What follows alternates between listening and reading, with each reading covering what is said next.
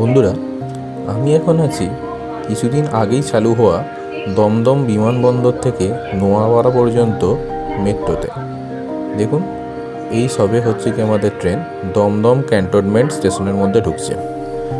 এখানে ভিড় খুব একটা বেশি নেই, আর বাইরে জানলার কাঁচটা দেখে বুঝতে পারছেন যে বাইরে বেশ ভালো রকমের বৃষ্টি হচ্ছে।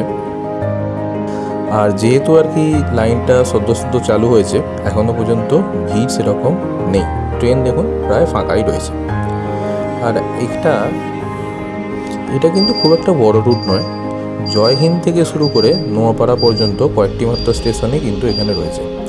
আর জয়হিন্দ হচ্ছে আসলে দমদম যে বিমানবন্দর স্টেশনটি, সেটারই নাম রাখা হয়েছে জয়হিন্দ।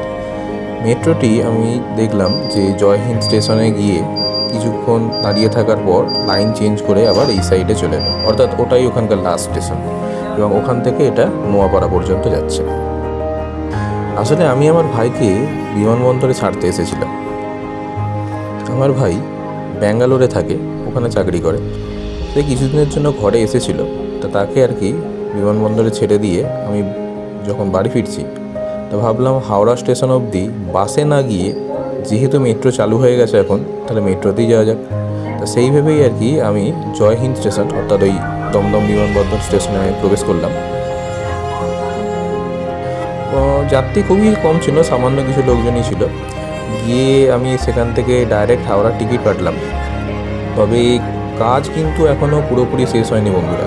কাজ এখনও স্টেশনে প্রচুর বাকি। তবে তড়িঘড়ি করে যাত্রীদের সুবিধার কথা মাথায় রেখে আর কি লাইনটা চালু করে দেওয়া হয়েছে। কিন্তু আমি স্টেশনে ঢুকে দেখলাম কাজ ওখানে রীতিমতো জোর কদমে চলছে আর কি।